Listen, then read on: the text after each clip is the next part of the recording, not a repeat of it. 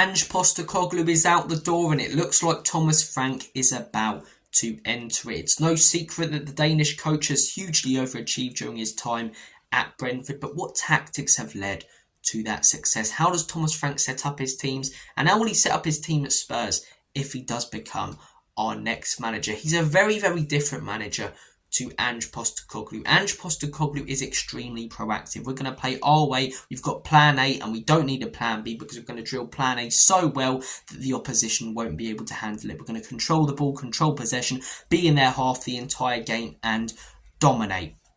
Whereas Thomas Frank is very reactive. Okay, we're coming up against a Southampton, a Burnley down the bottom of the table. We'll play expansive. We'll set up with a 4-3-3. We'll give players in the midfield the opportunity to roam around and do what they want and play with freedom. But okay, we're coming up against the Liverpool, we're coming up against the Chelsea, we're coming up against the Manchester City.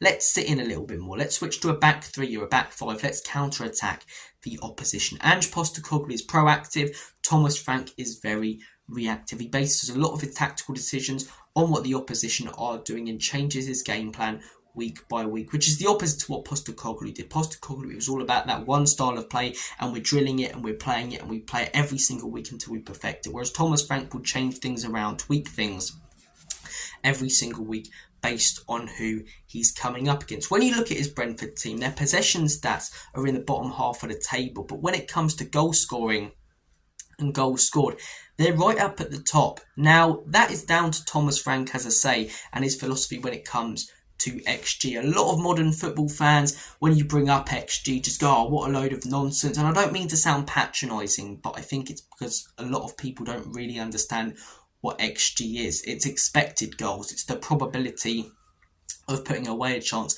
based on where it is. And Thomas Frank will base a lot of his attacking tactical decisions on XG. When you look at Brentford, a huge majority of their shots come from inside the box and central areas. And that is because Thomas Frank has drilled it into his team to not shoot from far away. They'll occasionally have a pop, but they very, very rarely do. It is all about how can we give ourselves the best possible chance of scoring, and where is that best possible chance on the pitch? Where is that space, and how do we exploit it, and how do we get into that space and then put the ball in the back of the onion bag? Look, some people don't really like it. Some people like the freedom of attacking players, banging one in from 40 yards out. Look, you have occasionally seen someone like a Norgard have a pop on goal and it go into the back of the net. But a lot of Thomas Frank's attacking ideas are about how can we give ourselves the best chance, and they're based on XG, expected goals. And you very rarely see them having shots that go below 0.5 XG. So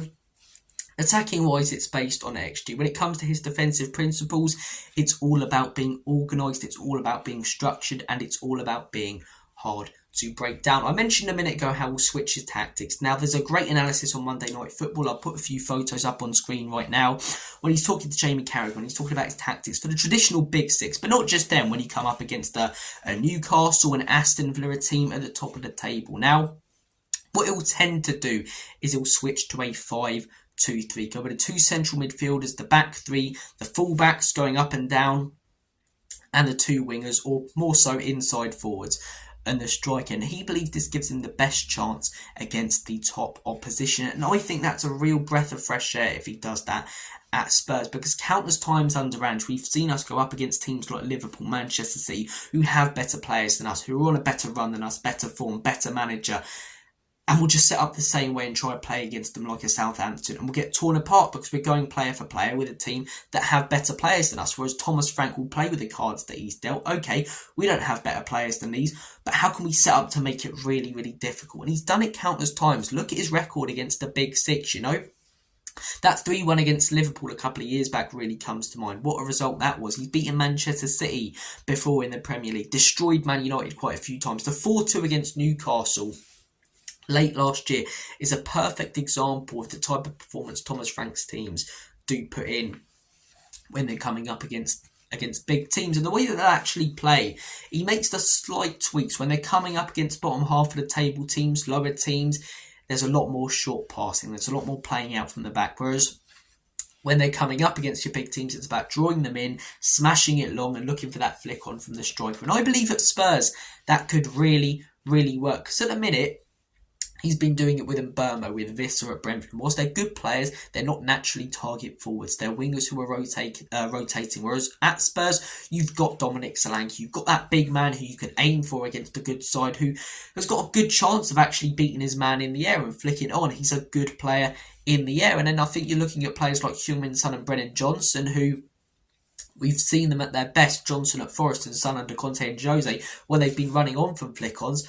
I think you've got a front three there already that could really, really work under Thomas Frank. Obviously, we could lose some players, but I think that front three could function very well when you look at how he sort of wants to play against the top teams. But yeah, when he's playing, as I say, that 5-2-3, he explained in the Monday Night Football analysis with Carragher that he likes to overload the wide areas. And I've always preferred to see my team play a back three when they're coming up against decent opposition, because I just think it gives you that extra cover. And I think when you're looking at our defensive options, right, you've got Van der Ven, a fantastic ball playing defender. You've got Romero, a fantastic ball playing defender. But then you've got people like Radu Dragazin.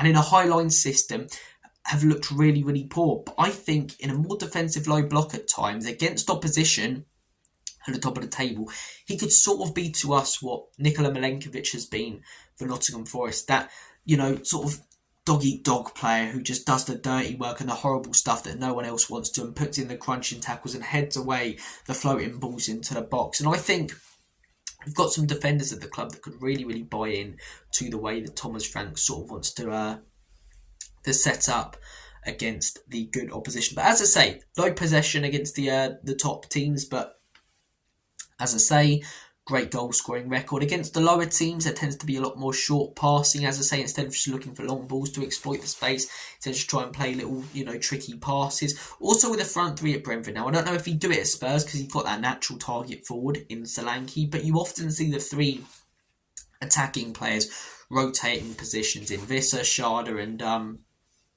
and Burma. And I do think a lot of that is down to the fact that all three of them are wingers. It's very, very similar actually to what PSG are doing. I'm not saying it's as good. Don't get on your high horse. I'm not saying he's Luis Enrique about to join the club and turn us into Champions League with his next season, although we're in the competition. But you watch PSG and you see Kvaratskhelia, you see Doué, and you see matey boy up top, I forget his name now, Kvaratskhelia, Doué and Ousmane Dembele, and they're always rotating, always switching between the three positions. And you see that a lot with Brentford, and it confuses the opposition, especially when they're pressing high against a lower opposition, going man for man, because a centre-back's expecting Visser, and then Mbermo's hunting you down. And whilst you're trying to look at where Visser is, you give the ball away. He's very, very good at setting his teams up to outthink opposition, in all honesty. He really, really is. Look, away from the tactical side of things, I also think he's a very, very good coach. Now, a lot of people say, what's the difference between manager and coach? There's a huge, huge difference, right? I think Thomas Frank coaches his teams extremely well tactically, sets them up extremely well. And I also think he's a very good man manager. Now, we've heard about Ange Postecoglou's motivational team talks. We've seen a few of them at Australia, at Spurs, and Thomas Frank is very, very open with the media, so there's quite a lot of content out there where he's giving team talks to his players. And what you can see is he's very, he gets the best out of people. It's not all about, okay, all of us are going to be versatile, all of us are going to, switch positions here and play this one specific style. When he's talking to players, he's like, okay, Damsgaard, you did this really well today. You did that. You pulled out to that side when I wanted you to. Norgard, you dropped in here. Pinnock, you dropped in here. He's giving separate instructions to different players, whereas a manager like Ange Postecoglou will give the same instruction to every player because it's the same system every week. And I think for a player, you'd probably be more encouraged because you feel like you're being focused on more, whilst the manager's also focusing on the team as a whole. I don't know if that makes sense, right? And Ange, it just felt like it was all focused on the team, whereas Frank, it feels like it's all focused on the team, but also focused on player development. As I say, he has got a background in coaching youngsters as well, coaching the Danish, I believe it's the under-17s that he did a good job at. That landed him the Bromby job for Spurs. There's been a lot of question marks over Ange Postecoglou when it comes to his development of youngsters, so I think Thomas Frank could be very, very good in that, especially with the amount that we've got coming through. People like Bergvall and Gray that are competing for first team place, and then I'm looking at academy graduates such as Mikey Moore, Oloisi, I don't know how you pronounce his name, Ajayi, Dane Scarlett, who is definitely aging. It's now or never for Dane Scarlett. But yeah, Thomas Frank will set his teams up very, very differently to a lot of other Premier League managers. And in a league now where every manager has a set philosophy, I think it's a breath of fresh air to see a manager that's actually quite pragmatic. And I don't know why the word pragmatic in football has negative connotations. Carlo Ancelotti's pragmatic. Jose Mourinho's pragmatic. They're serial winners. I think being pragmatic isn't necessarily defensive or boring. It's just changing your approach for different games to give yourself the best possible chance of success in that moment. And I think that's why Spurs have appointed him. I think that's why we're not looking at people like Iraola, because if you're going to sack Ange Postecoglou and bring in someone like Iraola, whilst they've done very well at Bournemouth, a lot of the principles, a lot of the parts of the style of play are very similar, whereas Thomas Frank, it's a completely different way of viewing football. And I'm very, very open to it. I'm very open to it. Hopefully, if we do bring him in, we give him the time. What I don't want to see is Thomas Frank lose one game and people pounce upon him. It was the same with me when Ange came in. Give him the first season, see how he gets on. Second season, I think criticism is valid. But unless you're in a relegation battle in your first season, I don't want to see managers being called out week in, week out, and we lose a game narrowly by one goal or something. What I do think we'll definitely see under Thomas Frank, and I think it will be the biggest difference, is a well-organised team, a well-drilled team will look harder to break down. Not necessarily hard, but harder to break down. And I think going forward, goal scoring wise will look better. You'll be able to watch Spurs and go, okay, I can see what we're doing here. Where with Ange Postecoglou, obviously got it bang on in that Europa League final, bang on in the Frankfurt away game, and bang on in the Bodo Glimt game.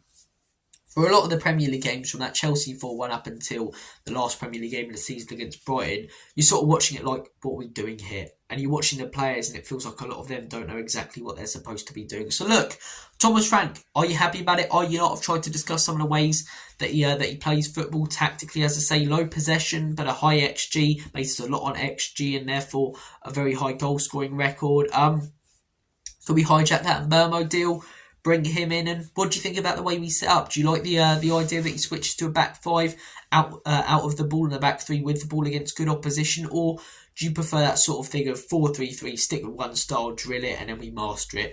Comment down below your thoughts and opinions. Different styles of play for different people, different strokes for different votes in it. So look, some people like the Spanish style, some people like the Italian style. Thomas Frank kind of blends a lot of different styles of football into one and makes it work really, really well. But yeah, comment down below your thoughts and opinions. Take care of yourselves, and as always, come on you Spurs.